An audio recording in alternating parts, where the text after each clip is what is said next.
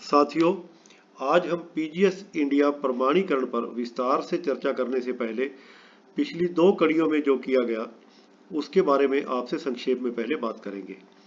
तो सबसे पहली कड़ी में हमने जो बताया वो ये था कि जैविक या प्राकृतिक खेती क्या है, जैविक या प्राकृतिक खेती की आवश्यकता क्यों पड़ी और इसका प्रमाणीकरण क्यों जरूरी है, प्रमाणीकरण की पहचान क्या है ताकि उपभोक्ता खरीदने के समय पर यह पहचान सकें कि यह जहर युक्त या जहर मुक्त खाद्यान्न है।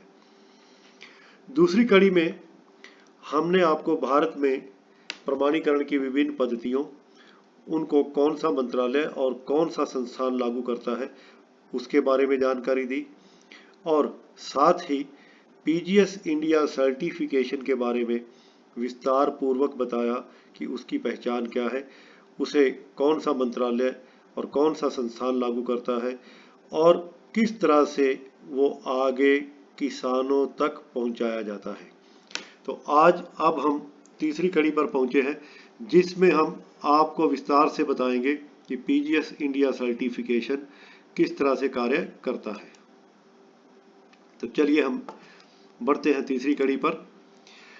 तो इसमें सबसे पहले हम आपको बताना चाहेंगे कि रीजनल काउंसिल यानी कि आरसी, जो कि एक अधिकारित संस्थान होता है जिसे अधिकार दिया जाता है भारत सरकार के कृषि एवं किसान कल्याण मंत्रालय द्वारा प्रमाणीकरण का।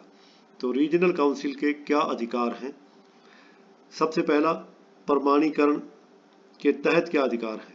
तो सबसे पहला है फसल और भूमि का प्रमाणीकरण, यानी कि किसानों के फसलों का प्रमाणीकरण, जिसके तहत अकेले किसान का प्रमाणीकरण, लोकल ग्रुप यानी कि कम से कम 5 किसानों के समूह का प्रमाणीकरण और बड़े क्षेत्रों का प्रमाणीकरण जैसे कि पूरे के पूरे गांव या कई गांवों का प्रमाणीकरण।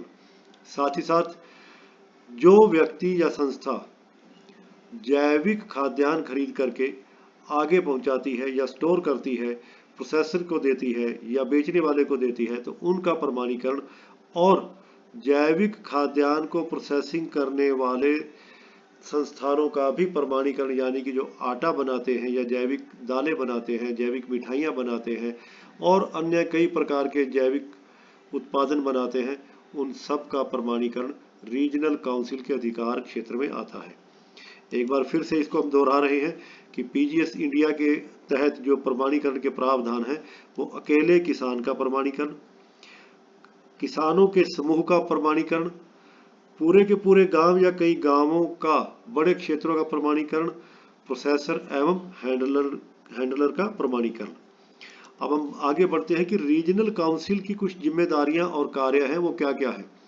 रीजनल काउंसिल यहाँ पर एक धुरी की तरह से काम करती है किसानों के साथ, जिसका पहला कार्य है जो भी जैविक या प्राकृतिक खेती करना चाहते हैं उन किसानों का पंजीकरण।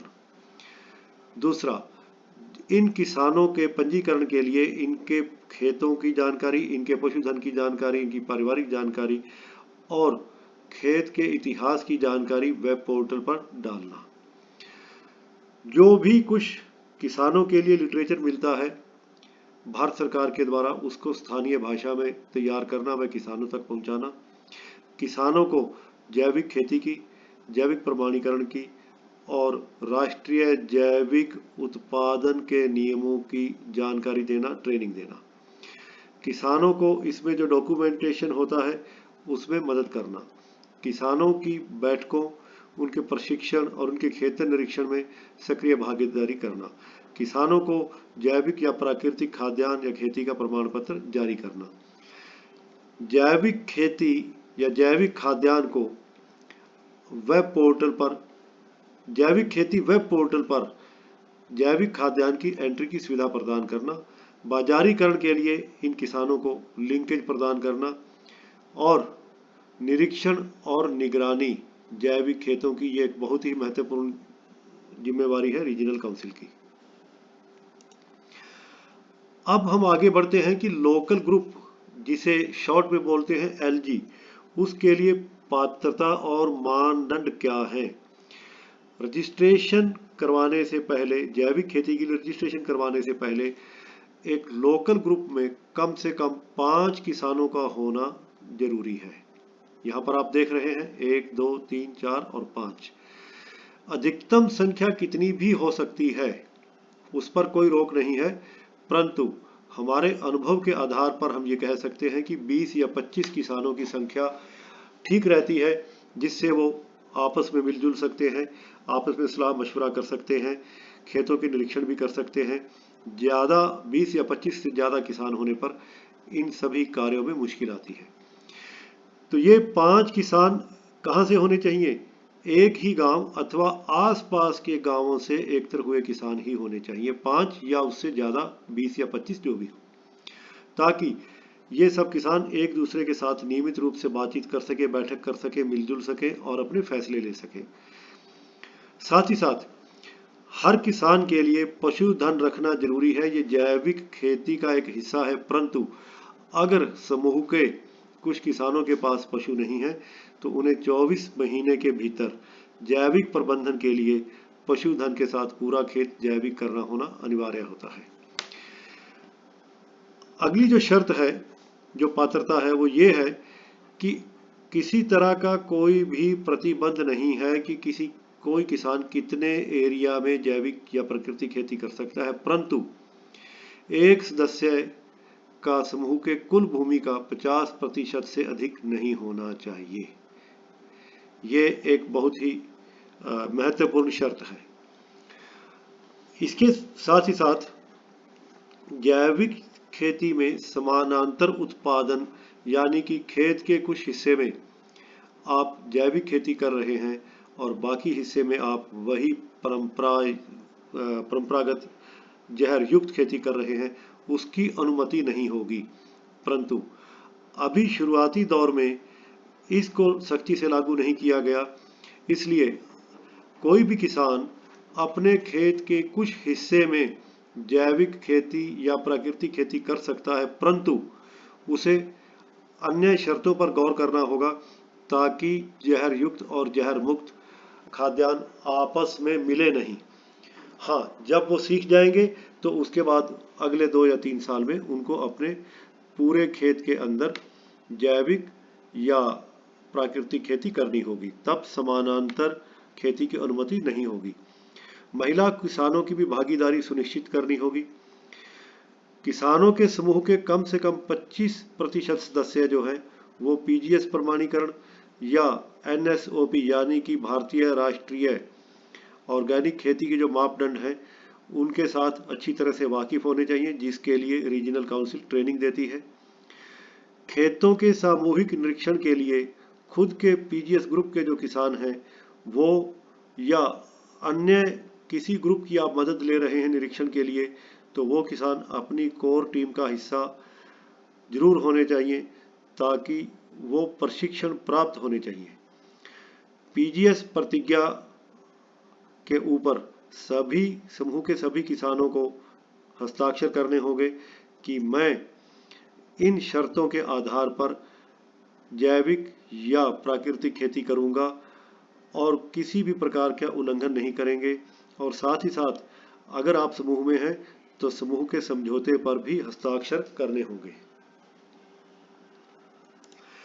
लोकल ग्रुप की कुछ आवश्यकताएं व अन्य शर्तें भी हैं, जैसे कि लोकल ग्रुप के पास कंप्यूटर और इंटरनेट की सुविधा हो तो बहुत अच्छा है, नहीं है तो वो किसी दूसरी संस्था से मदद ले सकते हैं, परंतु अगर है तो बहुत अच्छा।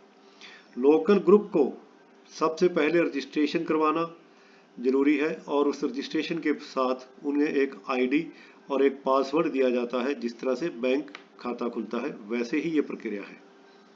लोकल ग्रुप को केवल एक बार ही पंजीकरण करवाने की आवश्यकता होती है, बार बार नहीं होती। लोकल ग्रुप के पास यदि कंप्यूटर या इंटरनेट नहीं है तो वो रीजनल काउंसिल या किसी सुविधा एजेंसी या स्थानीय गैर सरकारी संगठन या कोई और सेवा प्रदाता जो रहते हैं उनसे वो उनकी सेवाओं का लाभ ले सकते हैं। एक बहुत ही महत्वपूर्ण शर्त है जो आगे विस्तार से बताया जाएगा कि किन्हीं 2 सत्रों यानी कि 2 सीजन्स के दौरान या 12 महीनों के लिए पेयर अप्रेजल समरी, यानी कि अपने खेतों का निरीक्षण की जानकारी अगर आपने वेबसाइट पर प्रस्तुत नहीं की तो आपके समूह का निलंबन हो जाएगा।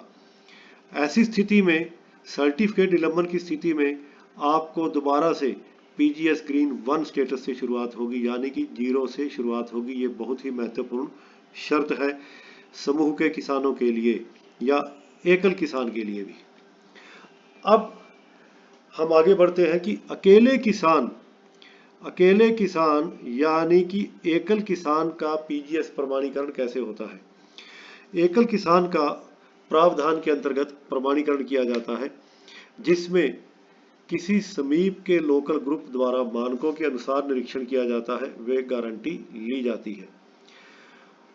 असाधारण मामलों में जहां आसपास में कोई पीजीएस इंडिया का लोकल ग्रुप नहीं है, तो ऐसे में रीजनल काउंसिल ऐसे किसानों को गारंटी प्रक्रिया के अनुपालन के सत्यापन में सहायता करेंगी।